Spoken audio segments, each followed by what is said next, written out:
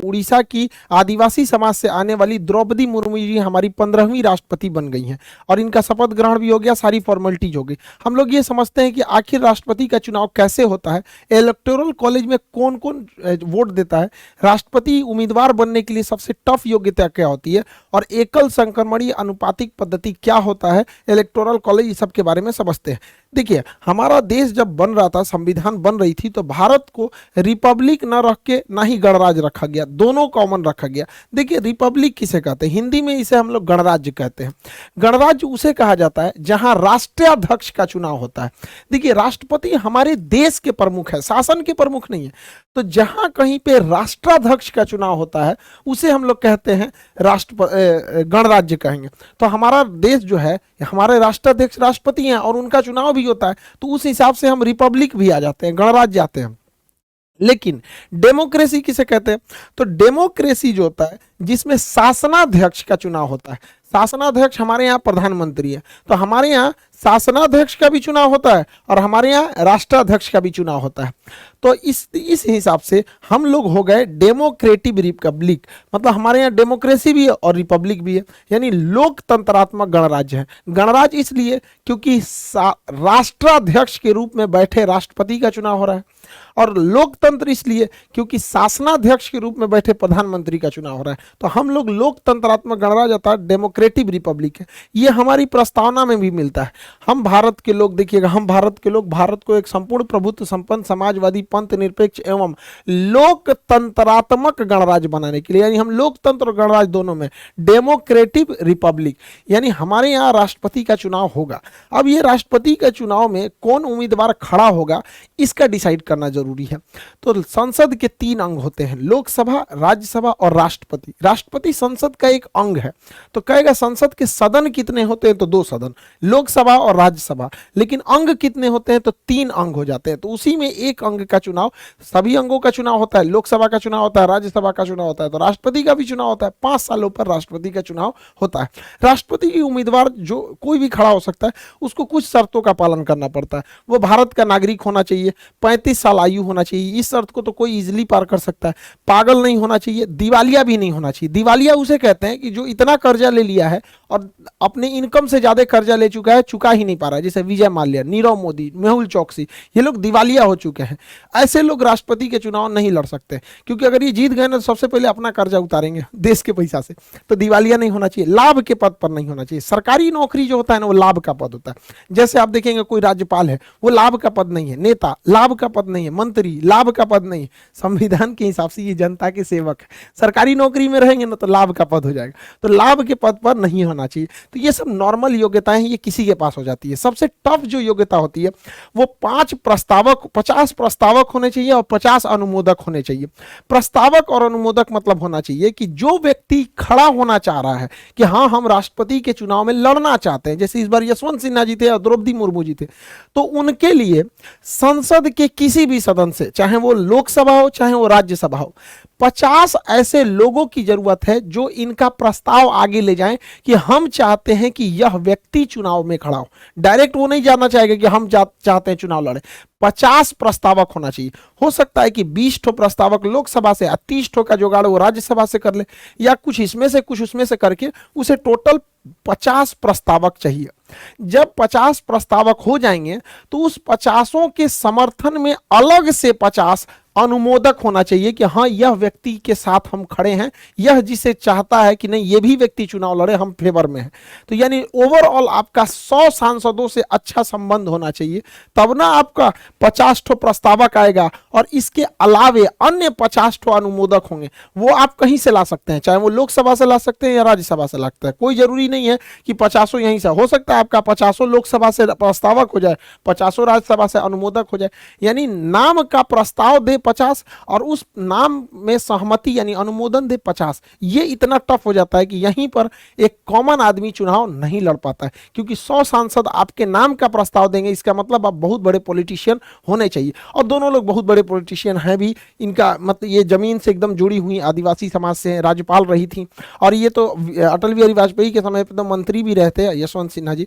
तो दोनों लोग का नो डाउट बैकग्राउंड तो पॉलिटिकल ही रहा है। अब इनको वोट कौन कौन देगा, यहां से ये डिसाइड डिसाइड करते हैं। इलेक्टोरल कॉलेज, हम लोग राष्ट्रपति के चुनाव में वोट नहीं डाल सकते क्योंकि राष्ट्रपति का चुनाव इनडायरेक्टली होता है, अप्रत्यक्ष रूप से, यानी हमारे द्वारा चुने गए लोग ही वोट डालते हैं।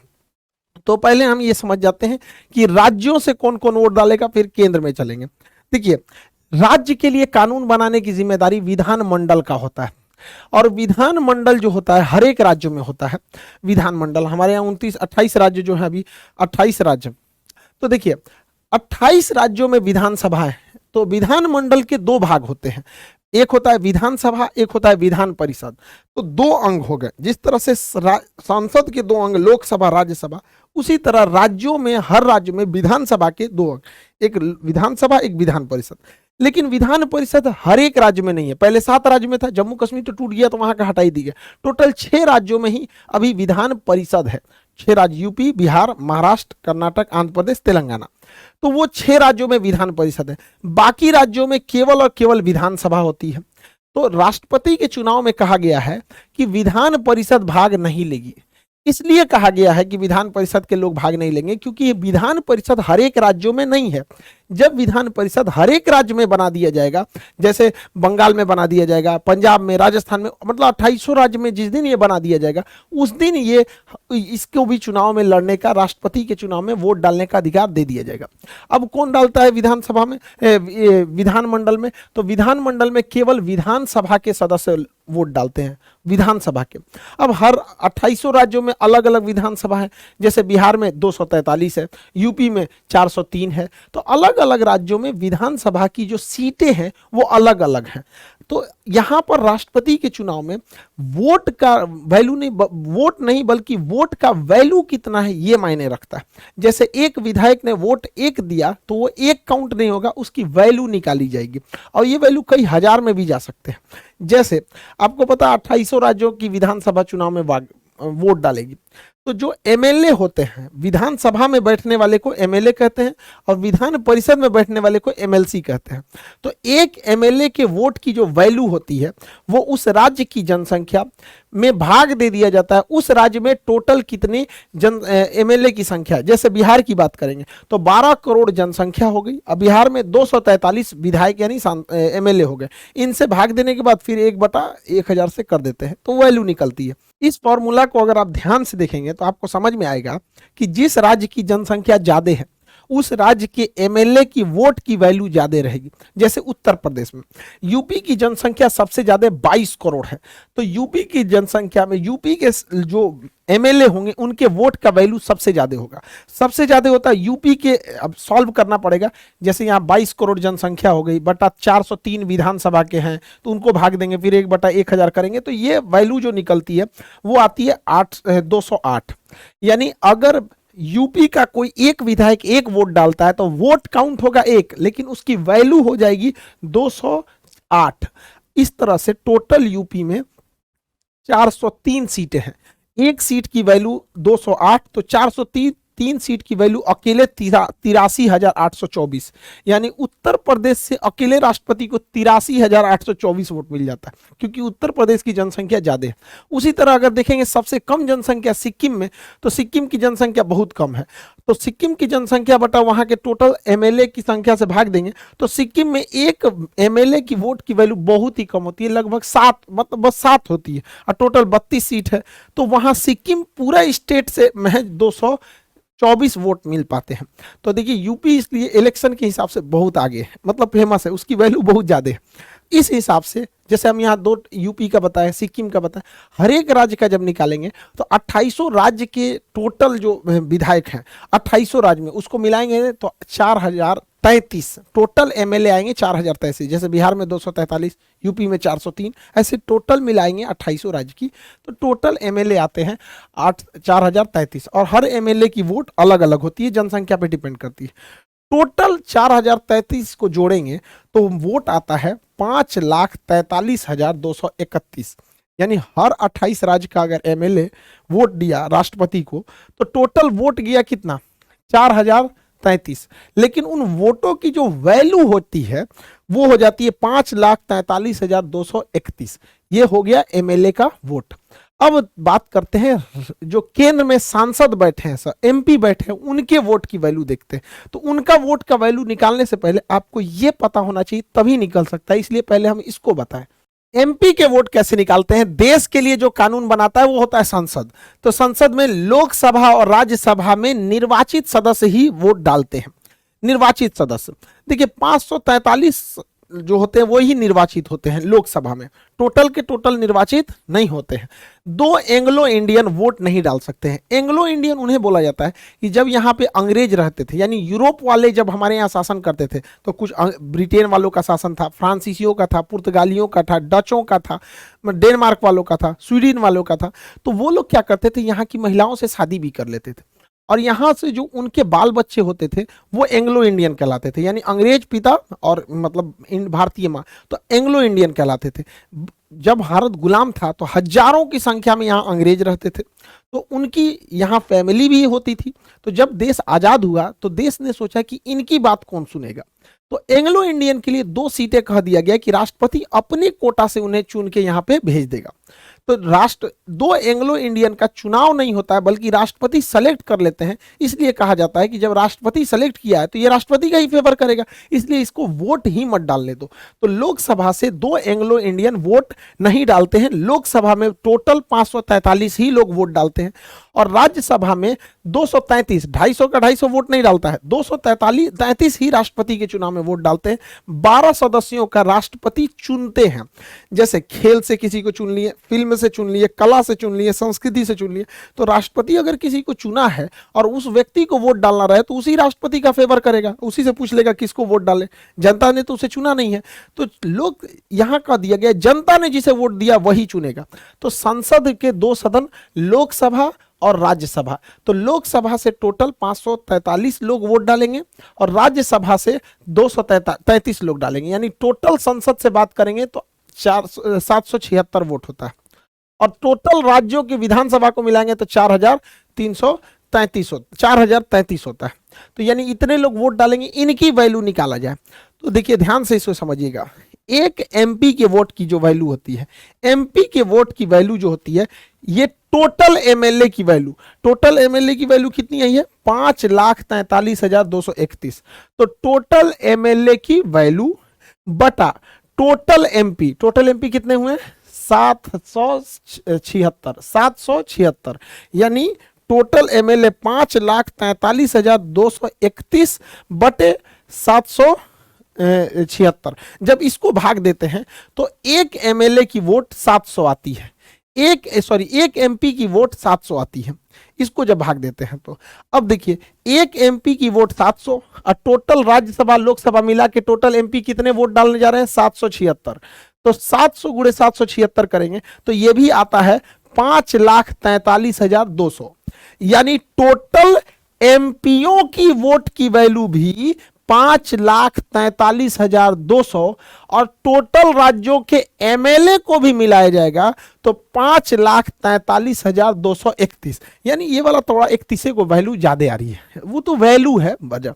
तो यानी आप समझ गए कि सांसदों की टोटल वैल्यू बराबर राज्य, हर एक राज्यों के एमएलए के वैल्यू को मिला देंगे तो बराबर आ रहा है।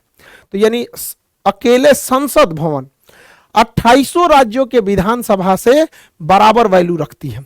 तो देखिए यहाँ पे 5,43,200 और 5,43,231, तो 31 है तो वैल्यू में ज्यादा है थोड़ा सा, ये दोनों बराबर हो गए। यानी अगर राष्ट्रपति के वोट में टोटल कहा जाएगा कितने लोग चुनाव वोट डालते हैं, तो विधानमंडल से 28 राज्य का मिला के 4,033 और संसद में 776, दोनों को जोड़ देंगे तो 4,809। यानी राष्ट्रपति के चुनाव में टोटल कितने लोग भाग लेते हैं?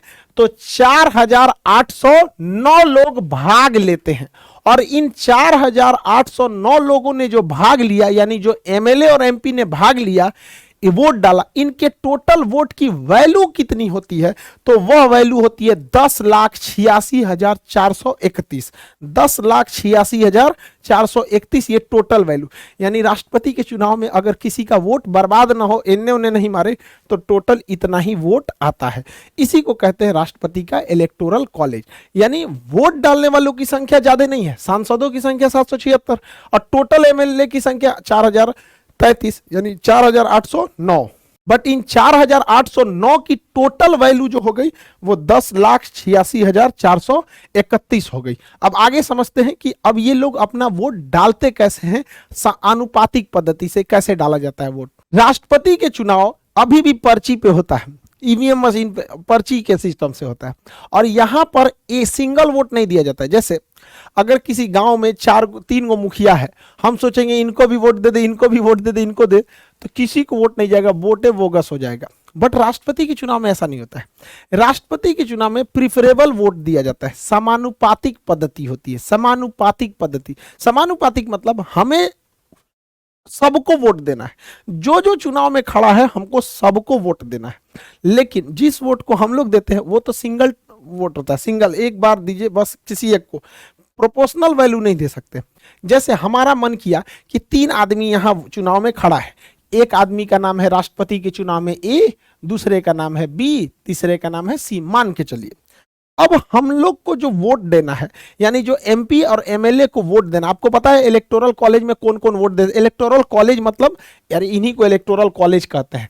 4033 ये 776 ये, इन्हीं को मिला देते तो इन्हीं को इलेक्टोरल कॉलेज कहते हैं।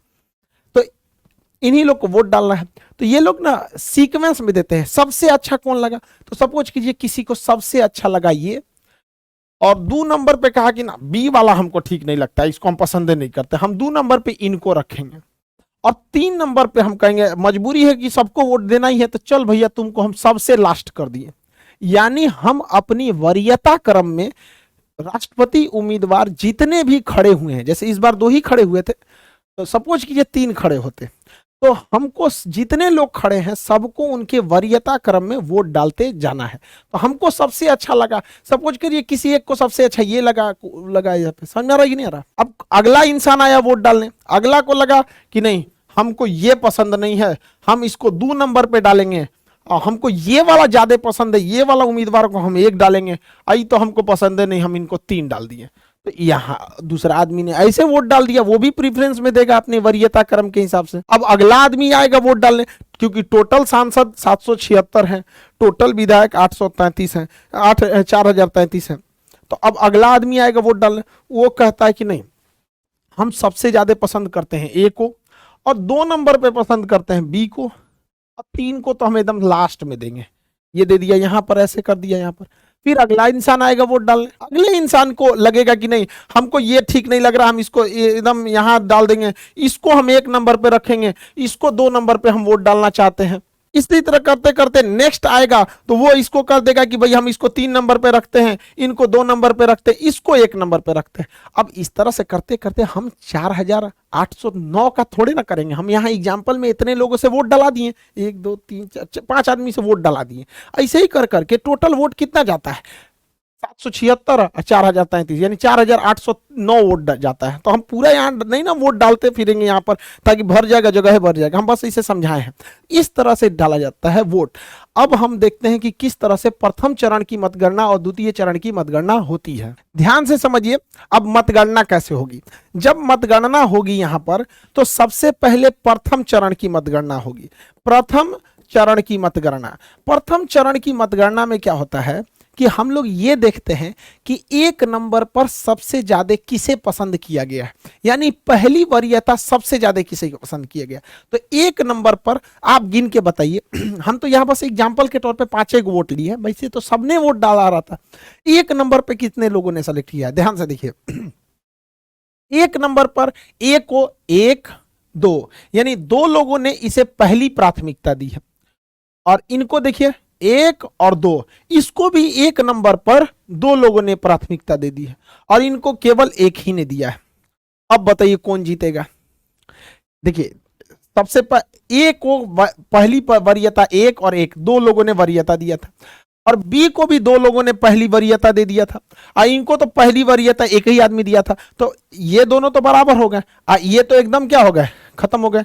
तो इनमें क्या होता है कि इनके वोट को इन दोनों में ट्रांसफर कर दिया जाता है, कहा जाता है कि तुम जाओ, अब हारिए गए हो तो घरे चल जाओ, तुम्हारे वोटों का कोई वैल्यू नहीं है। तो इसे कहते हैं सिंगल ट्रांसफरेबल, एकल संक्रमणीय। तो ये हो गया एकल संक्रमणीय गिनने का तरीका। और अनुपातिक पद्धति मतलब हो गया हम सबको उनके अनुपात में वोट डालेंगे। तो राष्ट्रपति का चुनाव एकल संक्रमणीय, यानी जो कम वोट पाया है उसका वोट बाकियों को दे दिया जाता है कि भाई तुम जाइए रहो तो हमेशा के लिए जाओ, और तुम जीत रहे हो तो अच्छा से जीतो। और अनुपातिक पद्धति का मतलब होता है कि अनुपात में वोट डालना है। समझ में आ गया कि नहीं? अब ये बताइए, पहली चरण की मतगणना में तो कोई जीता ही नहीं, दोनों बराबर हो गए। अब बताइए ए जीतेगा कि बी? तब यहां होता है द्वितीय चरण की मतगणना। द्वितीय चरण की जब मतगणना होगी तो हम लोग अब देखेंगे कि द्वितीय वरीयता किसको ज्यादा मिला है, क्योंकि प्रथम वरीयता में तो दोनों को बराबर बराबर मिला, द्वितीय वरीयता किसको ज्यादा मिला है। तो 2 नंबर पर इनको एक आदमी ने पसंद किया है, 2 नंबर पर एक आदमी ने यहां पर पसंद किया है, तो यहां लिखेंगे एक। और कोई इनको 2 नंबर पर रखा है? नहीं, ये तो खत्म ही हो गए। इनको 2 नंबर पर कितने लोगों ने रखा है? 1 और 2, यानी इनको 2। इस हिसाब से विजेता हो गए 2 नंबर, यानी बी वाला व्यक्ति विजेता हो गया। और यह बी जो विजेता हुआ है वो प्रथम चरण में नहीं हुआ है, वह द्वितीय चरण में हुआ है। तो जब कभी भी प्रथम चरण में वोट बराबर हो जाते हैं तब द्वितीय चरण की मतगणना आती है। यह नौबत आया था बीवी गिरी के समय। तो बीवी गिरी जो चुनाव जीते थे वो द्वितीय चरण की मतगणना में जीते थे। तो राष्ट्रपति का जो चुनाव होता है वो अप्रत्यक्ष होता है, हम लोग वोट नहीं डालते हैं, बल्कि हमारे द्वारा चुने गए एमपी और हमारे द्वारा चुने गए एमएलए वोट डालते हैं। तो राष्ट्रपति का चुनाव अप्रत्यक्ष रूप से एकल संक्रमणीय पद्धति द्वारा अनुपातिक प्रणाली में किया जाता है। तो इस प्रोसेस से राष्ट्रपति का चुनाव होता है। 15वें राष्ट्रपति के चुनाव में द्रौपदी मुर्मू जी को 6,76,803 वोट मिले हैं। और वहीं इनके जो प्रतिद्वंदी थे यशवंत सिन्हा जी, इनको 3,80,177 वोट मिले हैं। यानी अगर परसेंटेज में बात करें तो 64% वोट मिले हैं द्रौपदी मुर्मू जी को और लगभग 36% वोट मिला है यशवंत सिन्हा जी को। इस प्रकार एक भारी अंतर से द्रौपदी मुर्मू जी चुनाव जीत गई। ये एक आदिवासी समाज से आती है और ये आदिवासियों के लिए शुरू से बहुत कुछ की है। ये एक बहुत ही मतलब लोअर फैमिली से आती थी। इनके समाज, इनकी फैमिली में यही पहली मतलब महिला थी जो आगे जाके हायर एजुकेशन की थी और ये काफी दूर इन्हें स्कूल से जाना पड़ता था। कई बार ये अपने राजनीतिक करियर में आदिवासियों के लिए बहुत सारे आवाजों को उठाए हैं। ये रामनाथ कोविंद जी का जगह लेंगे। लेकिन किसी भी समाज का भला केवल एक व्यक्ति से नहीं हो सकता जब तक वो पूरा समाज नहीं पढ़ेगा। हमारे रामनाथ कोविंद जी दलित समाज से आते थे, 5 साल राष्ट्रपति रहे, दलित समाज में बहुत ज्यादा उत्थान देखने को नहीं मिला। वैसे ही हमारे आदिवासी